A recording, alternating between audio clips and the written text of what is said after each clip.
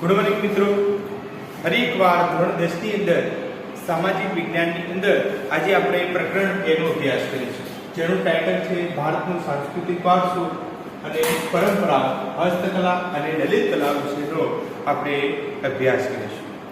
તો કે ભારત એક પ્રાચીન સંસ્કૃતિ ધરાવતો દેશ છે. તો કે જેને આપણે કહીએ કે પોતાની સાંસ્કૃતિક વારસા માટે જગતભરની અંદર પ્રખ્યાત છે. તો કે અગાઉના પાઠની અંદર આપણે જોયું હતું તો એમ ભારતને એટલે કે બે પ્રકારનો વારસો પ્રાપ્ત થયેલો હતો, જેમાં એક આપણે જોયું હતું કે પ્રાકૃતિક વારસો કે જે કુદરત દ્વારા ભારતને વિવિધ સ્વરૂપે જે વારસો પ્રાપ્ત થયેલો હતો એને આપણે પ્રાકૃતિક વારસો કહેતા હતા. જ્યારે બીજો પ્રકાર આપણે જોયો હતો સાંસ્કૃતિક વારસો, કે જેને માનવી દ્વારા જે પોતાની બુદ્ધિ, ચાતુર્ય અને આવડત દ્વારા જે પણ કલા કૌશલ્યનું સર્જન કરવામાં આવેલું હતું એને આપણો સાંસ્કૃતિક વારસા તરીકે ઓળખીએ છીએ. તો કે આવું જોઈએ તો કે સાંસ્કૃતિક વારસાની અંદર બે પ્રકારના વારસાનો સમાવેશ થાય છે. એક જૈવિક વારસો અને બીજો છે ભૌતિક વારસો. હવે જૈવિક વારસો એટલે શું? તો કે બાળકને જન્મતાની સાથે જ માતા પિતા દ્વારા જે શારીરિક લક્ષણો પ્રાપ્ત થાય એને આપણે તેનો જૈવિક વારસો તરીકે ઓળખીએ છીએ. દાખલા તરીકે એના શરીરનો ગણ, એના શરીરની ઊંચાઈ, વાળનો પ્રકાર વગેરે એ એનો જૈવિક વારસો છે. એમ માતા પિતા અથવા પૂર્વજો દ્વારા જે કંઈ પણ સ્થાવર કે જંગલ મિલકત એને વારસાઈની અંદર મળે એને આપણે એના ભૌતિક વારસા તરીકે ઓળખીએ છીએ. આમ માનવી પોતાની આવડત, બુદ્ધિ, શક્તિ, કલા કૌશલ્ય દ્વારા જે કંઈ પણ મેળવ્યું અથવા સર્જન કર્યું છે એને આપણે સામાન્ય ભાષાની અંદર સાંસ્કૃતિક વારસા તરીકે ઓળખીએ છીએ. તો કે ભારત એક પ્રાચીન સંસ્કૃતિ ધરાવતો દેશ છે અને આપણી જોડે આપણી પોતાની ઉત્તમ પરંપરાઓ, સામાજિક મૂલ્યો, રૂઢિઓ, માન્યતાઓ, રીતિ રિવાજો વગેરે ખાસિયતો ધરાવતો વારસો છે. તો આવા વારસાની જાળવણી કરવાની આપણા સૌની ફરજ અને આપણા નૈતિક ફરજ તરીકે આપણે ગણી શકીએ. તો કે પ્રાચીન સમયની અંદર ભારતની અંદર 64 જેટલી કલાઓનો સમાવેશ થતો.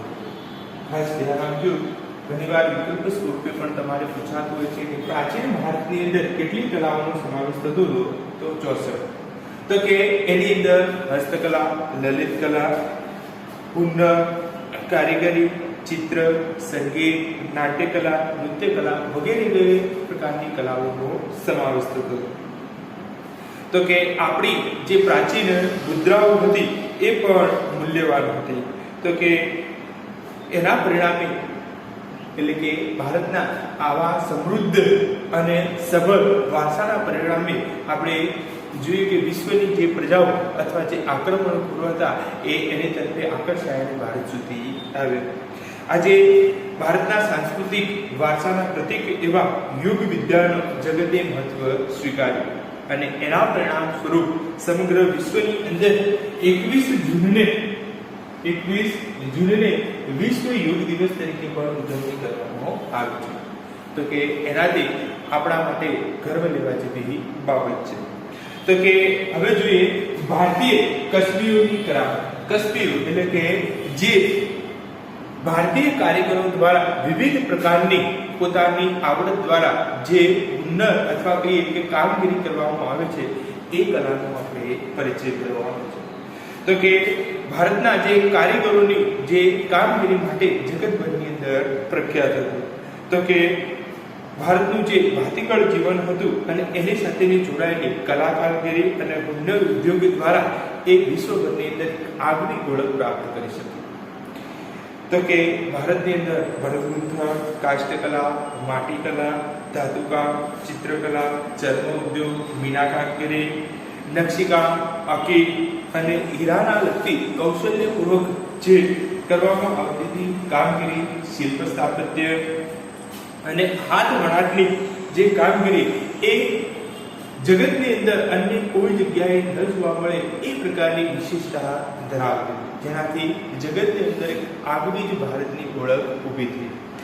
ત્યારબાદ હવે જોઈએ માટીકલા. તો કે માટી કલા તો મિત્રો અહીંયા ખાસ ધ્યાન આપવું, ઘણીવાર ટૂંકા પ્રશ્ન રૂપે તમારે પરીક્ષાની અંદર પ્રશ્ન પૂછાતો હોય છે, માટી કલાનો પરિચય આપો. તો કે માટી અને માનવીનો સંબંધ જન્મથી મૃત્યુ સાથે જોડાયેલો છે. તો કે માટીનો સંબંધ માનવી સાથે પ્રાચીન સમયથી જોડાયેલો છે. તો કે જે સમયે માનવી એ ધાતુના પરિચયની અંદર નહોતો આવ્યો, એટલે કે ધાતુનો ઉપયોગ રોજબરોજની અંદર નહોતો કરતો, ત્યારે પોતાની જે જરૂરિયાતો પૂરી કરવા માટે એ માટીનો જ ઉપયોગ કરતો.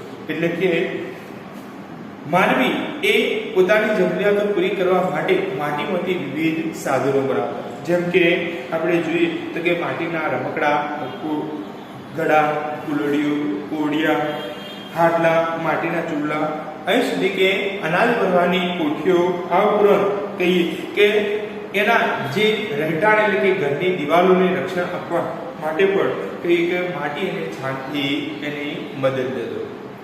આ ઉપરાંત જોઈએ તો કે પ્રવાહી જે પદાર્થો રહ્યા એને ભરવા માટેના સાધનો, એટલે કે પાણી, દૂધ, દહીં, છાશ, ઘી જેવા પ્રવાહીઓ માટે પણ માટીના પણ જે વાસણો રહ્યા એ માટીમાંથી બનાવવામાં આવતા. તો કે રસોઈ માટેના વાસણો પણ માટીમાંથી જ બનાવવામાં આવતા હતા. તો કે એના ભારતની અંદર માટી કલાનો વિકાસ એ પ્રાચીન સમયથી જ થયેલો હતો. એના ઉદાહરણ આપણને મોહેજો અને હડપ્પામાંથી જે માટીના નમૂના, એટલે કે માટીના સાધનોના નમૂના મળી આવેલા છે એના પરથી આપણે કહી શકીએ. આ ઉપરાંત જોઈએ તો કે કુંભારનો ચાકડો, ખાસ ધ્યાન આપવું, કુંભારનો ચાકડો એ પ્રાચીન ભારતનું પ્રથમ યંત્ર તરીકે ઓળખવામાં આવે છે. પ્રાચીન ભારતનું સૌપ્રથમ યંત્ર એટલે કે કુંભારનો ચાકડો. તો કે આ ઉપરાંત આજે પણ આપણે જોઈએ કે નવરાત્રી દરમિયાન ગરબાની અંદર, એટલે કે ગરબા એ માટી કલાના નમૂના તરીકે આજે પણ આપણી સમક્ષ જોવા મળે છે. તો કે કાચી તથા પકવેલી માટીના જે વાસણો રહ્યા એને ટેરાકોટા તરીકે ઓળખવામાં આવે છે. તો કે એના ઉત્પાદન માટે પણ ભારતના એ વિશ્વની અંદર પ્રખ્યાત હતું. તો કે એના અવશેષો આપણને ભારતની અંદર બે જગ્યાએથી મુખ્ય પ્રમાણે મળેલા છે. એમાં એક દક્ષિણ ભારતની અંદર નાગાર્જુનકોડા અને ગુજરાતની અંદર લાગણેજ એટલે કે મહેસાણા જિલ્લામાંથી મળી આવે છે. ફરી એકવાર ટૂંકમાં જોઈ લો, પ્રાચીન ભારતીય માટી કલાનો પરિચય આપો. તો કે માટી અને માનવીનો સંબંધ પ્રાચીન કાળથી જ રહેલો છે. માનવીના જીવનથી મૃત્યુ સુધી માટી એની સાથે જોડાયેલી રહે છે. જે સમયે ધાતુની શોધ નહોતી થઈ ત્યારે માનવી પોતાની જરૂરિયાતો માટીના વાસણ, એટલે કે માટીની મદદથી પૂરી કરતો હતો. માટીમાંથી ઘડા, કુલડીઓ, ઘડા વગેરે અને અનાજ ભરવાની કોઠીઓ જેવા વગેરે સાધનો બનાવવામાં આવતા હતા. પ્રવાહી ભરવાના સાધનો પણ માટીમાંથી બનાવવામાં આવતા હતા. રહેઠાણ માટેના મકાનોના રક્ષણ માટે, દિવાલોને રક્ષણ આપવા માટે માટી તથા છાણની મદદથી ઉપયોગ કરવામાં આવતો હતો. કુંભારનો ચાકડો એ પ્રાચીન ભારતનું સૌપ્રથમ યંત્ર કહેવામાં આવે છે. અને પ્રાચીન ભારતીય જે માટી કલાના અવશેષો આપણને દક્ષિણ ભારતના નાગાર્જુનકોડા અને ગુજરાતના કહીએ તો કે લાગણેજ એટલે કે મહેસાણા જિલ્લામાંથી મળેલા છે. ત્યારબાદ હવે જોઈએ બીજા નંબરની કલા, વણાટ કલા. તો કે વણાટ કલાની અંદર બે બાબતોનો સમાવેશ થાય, કાતવું અને વણવું. સૌપ્રથમ તો કાતણ એટલે શું?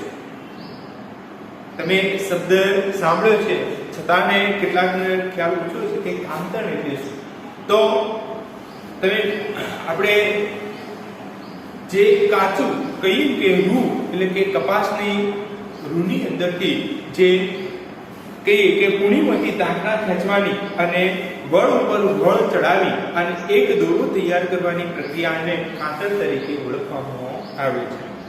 તો કે ઘણીવાર તમે રેડિયો દ્વારા જે ગાંધી, અત્યારે તો સામાન્ય રીતે આપણા ગામની અંદર કેટલાક કુટુંબો દ્વારા પણ આ કામ કરવામાં આવતું હોય છે, અથવા ગાંધી યુગની જે સંસ્થાઓ રહી ત્યાં આગળ આજે પણ જે ખાદી ભંડારો રહ્યા ત્યાં આગળ આ પ્રકારની પ્રક્રિયા કરવામાં આવે છે. તો કે મહાત્મા ગાંધી આઝાદીની ચળવળની અંદર તો કે કાતણ એટલે કે વણાટ કલાને મહત્વનું સ્થાન અને ગૃહ ઉદ્યોગ તરીકે આપવાની અંદર મહત્વની ભૂમિકા ભજવે. તો કે એનાથી ભારતની અંદર સ્વદેશી અને આત્મસન્માનને જાગૃત કરી અને એક નવો જ ઇતિહાસ રચે. એમાં પણ જોઈએ કે હાથ વણાટ એટલે હાથની મદદથી જે વણાટ કાર્ય કાપડનું કરવામાં આવે છે એ કલાને આપણે જોઈએ હાથ વણાટ. તો કે ભારતની જે હાથ વણાટની કામગીરી એ વિશ્વની અંદર પ્રખ્યાત હતી.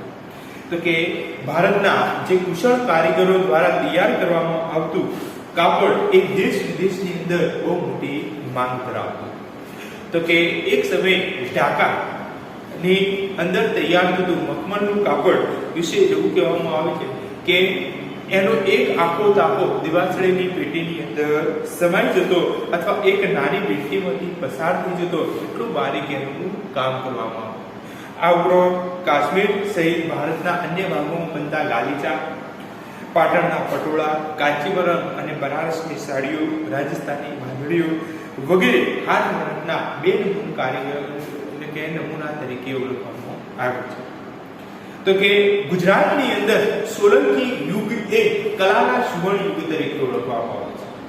તો કે આ દરમિયાન પાટણની અંદર અનેક સાળીઓ એટલે કે કારીગરોને લાઈને વસાવવામાં આવે. તો કે જેમને આગળ જતો કઈ પટોળાની કઈ વિશેષ પ્રકારની આવડત એટલે કે પોતાની વિશેષ આવડત અને કૌશલ્ય દ્વારા પટોળાની વિશેષ પ્રકારની એક કામગીરી આપણા સમક્ષ રાખી.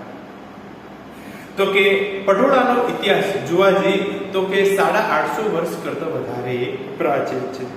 તો કે પટોળાની કામગીરી અત્યંત અટપટી, જટિલ અને વધુ સમય માંગી લેતી હોવાથી વર્તમાન સમયની અંદર આ કામગીરી જાણનાર બહુ ઓછા જ કુટુંબો બચ્યા છે. એટલે કે વર્તમાન સમયની અંદર બહુ ઓછા કુટુંબો દ્વારા આ કામગીરી કરવામાં આવે છે. તો કે પાટણમાં બનતા આ રેશમી વસ્ત્રને શું કહેવામાં આવે છે? બેવડ ઇક્ત. ઇક્ત એટલે કે વણાટ અને બેવડ એટલે બંને બાજુ. તો કે પટોળાની વિશેષતા જોઈએ તો કે આની બંને બાજુ એક જ સરખી ભાત હોય છે. એટલે પટોળા એ બંને બાજુ પહેરી શકાય છે. બીજું, પટોળા એકવાર એ તૈયાર થયા બાદ એની જે કઈ ડિઝાઇન અથવા કે બહાર એ પટોળું ફાટી જાય પણ એ જતી નથી અને એના રંગો પણ બહુ એટલે કે એ ટકાઉ હોય છે. એટલે ગુજરાતીની અંદર એટલે કે વર્ષો સુધી પટોળાની અંદર કઈ કે રંગ પણ નથી જતો અને એની ભાત પણ નથી જતી. એટલે એક સમયે ગુજરાતની અંદર કહીએ કે એક કહેવત બહુ પ્રખ્યાત બની કે પડી પટોળે ભાત ફાટે પણ ફીટે નહીં. કે પટોળું ફાટી જાય પણ એની ભાત રહી જતી નથી. ત્યારબાદ જોઈએ ભરત ગૂંથણ કલા. જેમ આપણે અગાઉ જોયું તો કે વણાટ કલા તો કે હાથની મદદથી જે કાપડ વણવામાં આવે છે, એવી જ રીતે કાપડ ઉપર અને અન્ય જગ્યાએ જે ભરત ગૂંથણ કરવામાં આવે છે તો કે એ કલા તરીકે પણ ભારતની અંદર આ કલા પણ બહુ વિશેષ રીતે વિકસેલી છે. તો કે એના નમૂના આપણે હડપ્પા અને મોહેંજો-દડોની જે મૂર્તિઓ અને શિલ્પો મળી આવેલા એની પર કરવામાં આવેલા ભરત ગૂંથણ પરથી મળ્યા કે પ્રાચીન સમયથી ભારત એ ભરત ગૂંથણ કલા જાણીતું. તો કે ભારતની અંદર આજે પણ પુરુષો, બાળકો તથા સ્ત્રીઓના જે વસ્ત્રો ઉપર ભરત ગૂંથણ આપણને જોવા મળે છે. તો કે સિંધુ સંસ્કૃતિ સમય સિંધ, સૌરાષ્ટ્ર અને કચ્છના સ્ત્રી પુરુષોના વસ્ત્રો ઉપર ભરતકામ થતું હતું એવું આપણને જોવા મળે છે. તો કે કાશ્મીરની અંદર પણ જે કાશ્મીરી ભરતકામ એ અલગ ઓળખ બનાવે છે. તો કે ભારતની અંદર એમાં પણ ખાસ કરીને ગુજરાતમાં તો કે જામનગર, જેતપુર, ભુજ, માંડવી વગેરે વિસ્તારની અંદર બાંધણી અને અન્ય વસ્ત્રો ઉપર કઈ કે પરંપરાગત શૈલીવાળા હાથી, પૂતળી, ચોપાટ, પક્ષીઓ, કળશ વગેરેની સુંદર જે ડિઝાઇનો બનાવવામાં આવે છે. તો કે સૌરાષ્ટ્ર એટલે કે ગુજરાતની અંદર સૌરાષ્ટ્ર અને કચ્છ વિસ્તારના જે સ્ત્રીઓની અંદર આ ભરત ગૂંથણ એક ગૃહ વ્યવસાય તરીકે વિકસ્યું છે. તો કે કાપડની એટલે કે વસ્ત્રો ઉપરાંત આપણે જોઈએ તો કે ચંદરવા, શાક, તોરણ, ચાકડા, ઓસાણ, તકિયા, ઘરેણા, પારણા, ઓશિંગા વગેરે ઉપર પણ શું કરવામાં આવે છે? આ પ્રકારનું ભરતકામ કરવામાં આવે છે. તો કે ખાસ કરીને ગુજરાતની અંદર કહીએ તો કે કચ્છ વિસ્તારની જે બન્નીકું, કચ્છ વિસ્તારના બન્ની પ્રદેશની જતકુમ એ ભરત ગૂંથણ માટે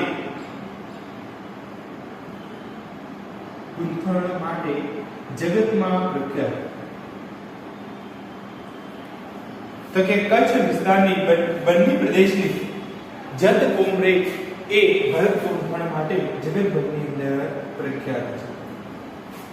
તો કે આમ હવે આપણું આ લેક્ચર સ્થગિત કર્યું છે.